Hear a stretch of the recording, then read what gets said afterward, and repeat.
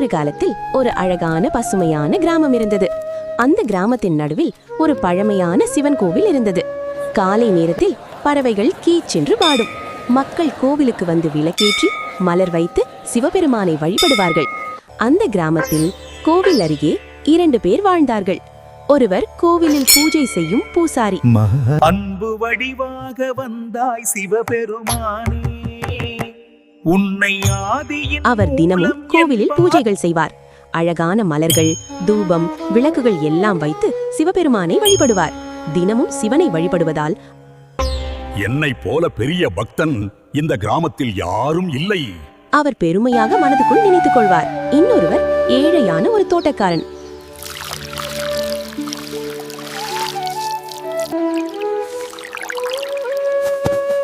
அந்த தோட்டக்காரன் மிகவும் எளிமையானவன். அவனிடம் பெரிய பொருட்கள் எதுவும் இல்லை. ஆனால் அவன் சிவபக்தன். அவன் தினமும் தனது தோட்டத்திலிருந்து ஒரு சிறிய மலரை எடுத்துக்கொண்டு வந்து சிவபெருமானின் முன் வைத்து, சிவபெருமானே, இன்று நீ எனக்கு கொடுத்ததற்கெல்லாம் நன்றி என்று நமஸ்காரம் சொல்லிவிட்டு வேலைக்கு செல்வான்.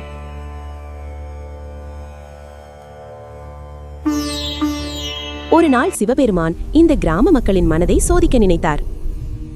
அவர் ஒரு வயதான சாமியாராக உருமாறினார்.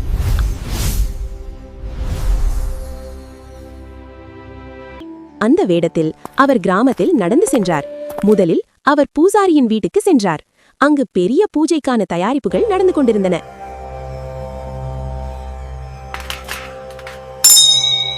அந்த வயதான சாமியார், எனக்கு மிகவும் பசியாக உள்ளது பத்தா, கொஞ்சம் சாப்பாடு தர முடியுமா? உடனே நான் கடவுளுக்கு பெரிய பூஜை செய்ய போகிறேன், இப்போது நேரம் இல்ல, போய் வா. பிறகு அந்த சாமியார் அந்த ஏழை தோட்டக்காரனின் வீட்டிற்கு சென்றார். சிறிய வீடு, எளிய வாழ்க்கை. சாமியார் மெதுவாக கேட்டார், மகனே, எனக்கு மிகவும் பசியாக உள்ளது, கொஞ்சம் சாப்பாடு தர முடியுமா? தோட்டக்காரன், என்கிட்ட கொஞ்சம் பழைய சோறு இருக்கு, உங்களுக்கு தருகிறேன்.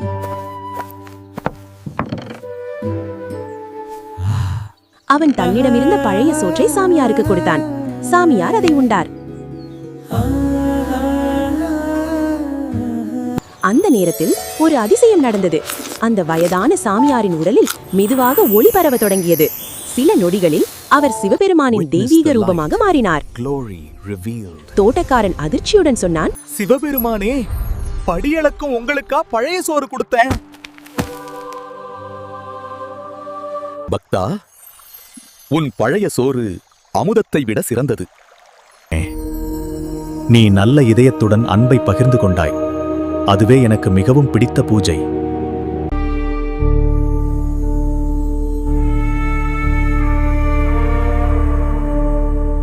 என்று சொல்லி மறைந்தார். அந்த செய்தி கிராமம் முழுவதும் பரவியது. பூசாரியும் அதை கேட்டு தனது தவறை உணர்ந்தார். அவர் கோவிலில் உள்ள சிவபெருமானிடம் வந்து சொன்னார், ஐயனே, உண்மையான பக்தி எதுவென்று தெரிந்து கொண்டேன். இனிமேல் நான் எல்லாருக்கும் உதவி செய்து வாழ்வேன். அந்த நாளிலிருந்து பூசாரி அந்த கிராம மக்களுக்கு உதவி செய்ய தொடங்கினார். கிராம மக்களும் ஒருவருக்கொருவர் உதவி செய்து வாழ ஆரம்பித்தார்கள். இந்த கதை நமக்கு என்ன சொல்லுதுன்னா, நல்ல மனசு, அன்பு, பகிர்வு, பகிரங், இதுவே உண்மையான பக்திஹாவ். நீங்களும் எல்லோரிடத்திலும் அன்பு செலுத்துங்கள். அடுத்த ஒரு கதையோட உங்களை சந்திக்கிறேன். பார்த்ததற்கு நன்றி. சப்ஸ்கிரைப் பண்ணுங்க, லைக் பண்ணுங்க, ஷேர் பண்ணுங்க.